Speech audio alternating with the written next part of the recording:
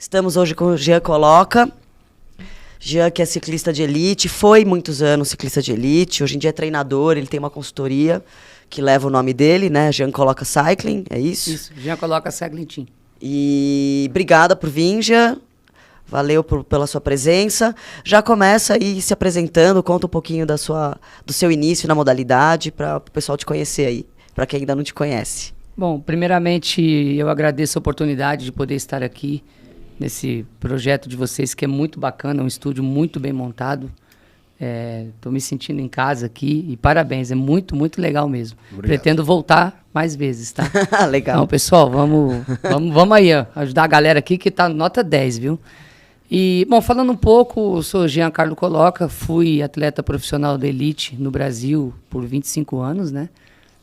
Tive uma carreira, posso dizer, com bastante êxito, graças a Deus. E agora eu trabalho com assessoria de ciclismo, onde eu monto um grupo e levo para treinamento, e chama-se Jean Coloca Cycling Team. Somos novos, eu tenho hoje oficialmente 3 anos que eu montei esse grupo, e tenho um projeto de longo prazo com eles, então essa é uma fase da vida que eu estou gostando bastante, que é legal a gente compartilhar o que eu vivi no ciclismo, o dia a dia, né? Então isso é muito bacana, e aí eu tenho um grupo bem legal, então eu estou curtindo bastante. E conta um pouquinho as provas que você já ganhou, como que você passou por diversas modalidades dentro do ciclismo, né? Você não agora você foi, acho que o maior êxito seu foi na estrada, né? No ciclismo, na prova de estrada. Mas isso. Você participou de outras provas também, não? O ciclismo, assim, eu fiz tudo como tem que ser. Categoria, né? Comecei na juvenil. Comecei com 13 anos de idade, então eu fiz a categoria juvenil, fiz a categoria júnior, na época chamava categorias novato, aspirante, então eu fiz degrau por degrau. Foi bem bacana a minha carreira, até chegar no profissional que chama-se elite.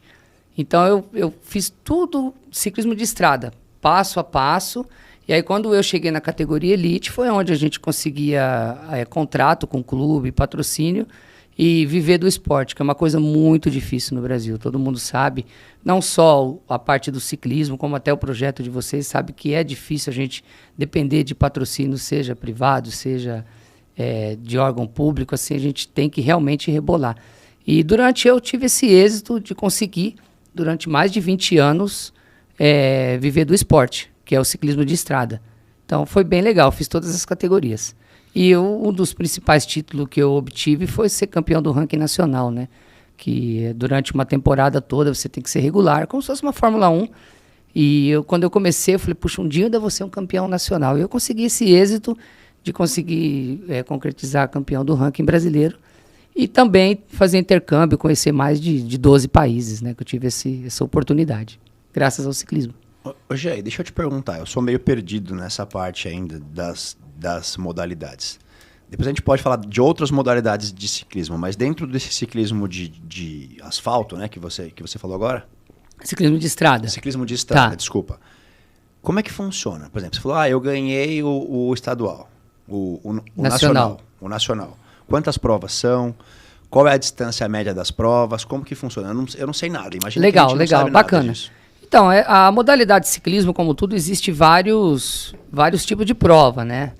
Então, o que acontece? Quando a gente inicia uma temporada, quando você é contratado por um clube, aí você senta e aí a gente monta uma agenda, a gente monta, tem lá um calendário, e onde dentro desse calendário existem várias competições que era o nosso segmento estrada.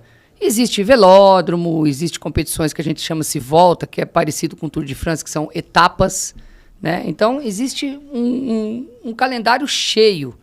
E aí a equipe sempre tem mais de 10 atletas, e ela vai lá, e um exemplo, para simplificar.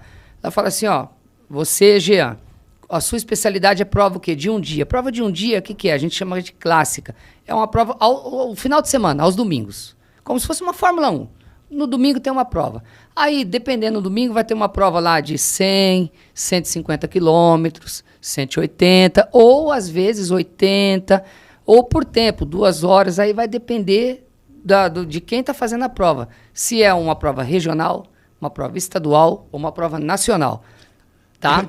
Deixa eu te fazer só uma pergunta. Dentro dessa prova nacional, por exemplo, eu estou fazendo a prova nacional. Tem essas variações de distância gigante, de 100 para 180? Tem. Aí, às vezes, por exemplo... De 80 para 180, uma Porque diferença. muda muito, né? Por exemplo... O tipo de treino que você tem que fazer. De 80, eu tentaria fazer.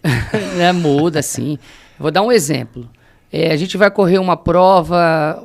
Um exemplo, GP São Paulo de ciclismo. Aí essa prova vai valer para o ranking nacional, ela vai valer ponto para o ranking. Aí é só que o GP São Paulo é uma prova festa, é uma prova que assim, tipo, para trazer o público, não vai fazer lá 150 quilômetros, ninguém vai ficar 5 horas lá assistindo uma a ação prova. silvestre, Até assim, o que os caras levam porquê, milhares de pessoas. até o porquê para conseguir fechar circuito de rua, que a gente fala que é nas ruas, fechar, por exemplo, uma Linneu de Paula Machado, onde já teve competições, é difícil. Sim. Tem que ter horário.